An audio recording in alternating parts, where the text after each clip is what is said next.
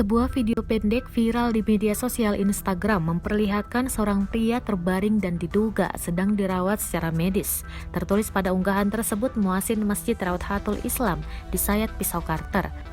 Video berupa foto slide yang diunggah akun @medan_headline_news itu tayang lebih dari puluhan ribu kali dengan berbagai komentar.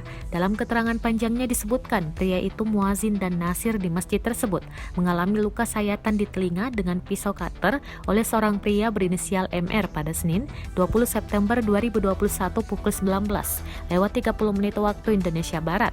Dikonfirmasi melalui telepon pada Senin 27 September 2021 siang.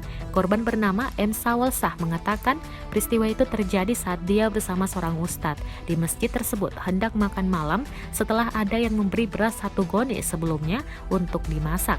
Pelaku saat itu berada di luar masjid sambil berbicara dengan teman-temannya bahwa orang yang ada di masjid tersebut dikuasai oleh orang-orang dari daerah lain.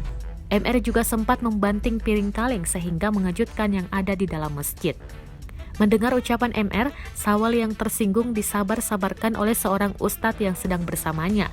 Namun karena merasa sudah keterlaluan, Sawal keluar masjid sambil membawa gelas dan piring.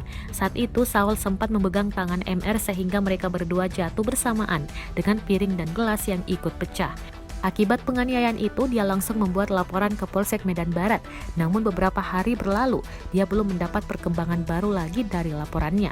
Dikonfirmasi melalui aplikasi percakapan WhatsApp pada Senin 27 September 2021, Kanit Reskrim Polsek Medan Barat itu Philip Antonio Purba mengatakan kedua pihak saling lapor. Adapun pria berinisial MR melaporkan Sawal atas peristiwa tersebut ke Polrestabes Medan.